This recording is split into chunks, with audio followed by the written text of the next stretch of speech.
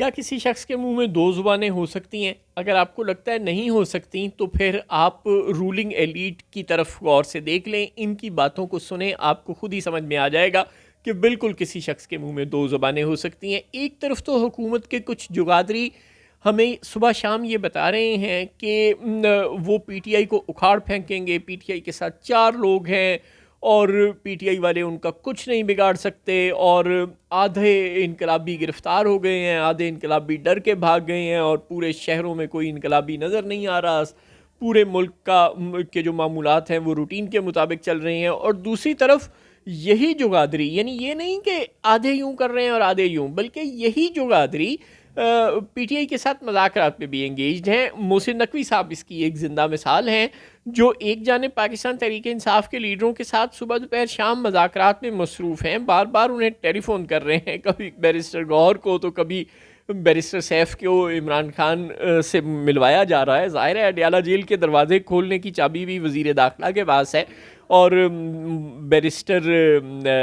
गौहर के साथ मज़ाकरात भी यही ज़ाते शरीफ कर रही हैं, और दूसरी तरफ यही डी चौक में बार बार जाते हैं और पुलिस एहलकारों के साथ मिलकर नारे लगाते हैं और कहते हैं कि ऐसी की तैसी हम इनके साथ कोई मज़ाकरात नहीं करेंगे। सुभान अल्लाह। और दूसरी जानिब जहां हमें मरियम औरंगज़ेब और उज़्मा ज़ाहिद बुखारी टाइप लोग ये बता रहे हैं, तारा टाइप लोग ये बता रहे हैं कि पीटीआई वाले गधे के सर से सींग की तरह गायब हो चुके हैं और उनकी हमारे सामने कोई औकात नहीं, और हम उनके साथ वही सलूक करेंगे जो दहशतगर्दों के साथ करेंगे। बल्कि मरियम नवाज़ साहिबा भी यही बता रही हैं कि ये लोग इंतशारी हैं, दहशतगर्द हैं, वगैरह वगैरह, और ये हमारा कुछ नहीं बिगाड़ सकते और इनकी तो कोई औकात ही नहीं है, और ये 9 मई 2 करने जा रहे हैं, वगैरह वगैरह। और दूसरी जानिब हो ये रहा है कि पहले वफाकी वज़ीर ख़ज़ाना मोहम्मद औरंगज़ेब साहब ने हमें ये बताया कि 190 अरब रुपए का रोज़ाना का नुकसान हो रहा है ऐसे एहतजाजों की वजह से। जब शहर बंद करते हैं हम तो उसके नतीजे में होता है।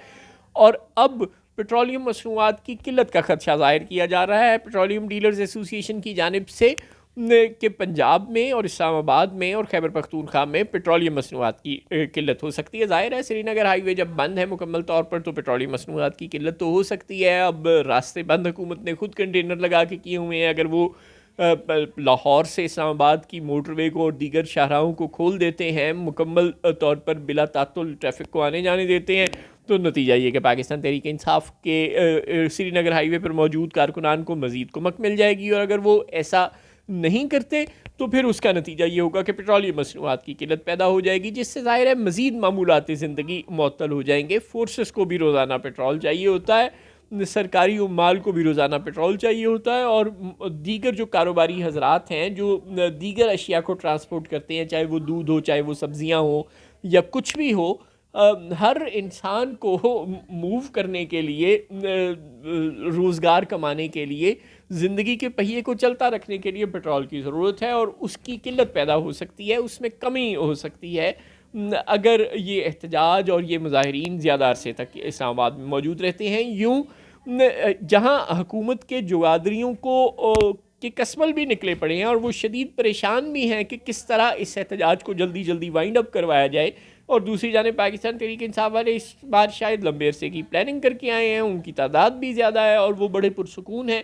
कि अब हमने हुकूमत को थकाना है, टेस्ट मैच खेलना है। लंबे अरसे की प्लानिंग करके वो आए हैं कि अब हमने ज़्यादा देर यहाँ रुकना है, क्योंकि खान साहब ने कहा है कि बस ये फाइनल कॉल है। कम अज़ कम इसके बाद लगता है कि खान साहब भी पीटीआई वालों को 4-6 महीने की छुट्टी दे देंगे, अल्लाह करे दे दे। खैर, तो इसलिए पीटीआई वाले अब हौसले से आए हैं कि अब हम पूरी हिम्मत जमा करके अपने लीडर को मुतमईन कर दें, जो अडयाला जेल में ज़ाहिर है कैद है,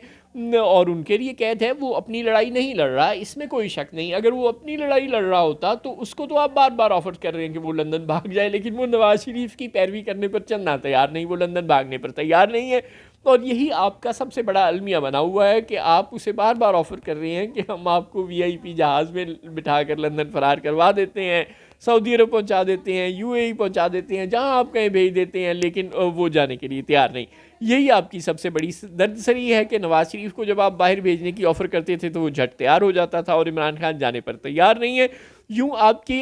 हलक की हड्डी तो इमरान खान बना हुआ है कि वो बाहर जाने पर तैयार नहीं है। अब आपके पास ऑप्शन क्या है? तहरीक इंसाफ से या मुज़ाकरात करें और या फिर मज़ीद जानों की कुर्बानी दे, दोनों जानिब से कोलैटरल डैमेज हो, अल्लाह करे आप ये रास्ता इख्तियार ना करें, और अल्लाह करे कि आपके जुगादरी बेशक ये नारे लगाते रहें कि इनकलाब भाग गया, इनकलाब कैद हो गया और इनकलाब ये वो, लेकिन आप जो हुकूमत के करता धरता हैं और जो रावलपिंडी के करता धरता हैं वो खुदा करे कि होश के नाखून लें और जल्द अज जल्द इस एहतजाज को वाइंड अप करवाएं, गिव एंड टेक करें। सारी दुनिया में ये होता है, ये पाकिस्तान में नया नहीं होगा। आप कुछ बातें मुजाहिरीन की मान लें, कुछ उनसे अपनी मनवा लें और इस एहतजाज को जल्द अज जल्द वाइंड अप करवाएं। अगर ऐसा नहीं हुआ तो मुल्क की मईशत का नुकसान होता रहेगा। मोहम्मद औरंगज़ेब साहब हमें ये बता रहे हैं, पेट्रोल फ़रोश हमें ये बता रहे हैं कि मसाइल बढ़ सकते हैं, लेकिन अब पता नहीं रावलपिंडी और इस्लामाबाद के कान पर जूं कब रेंगेगी।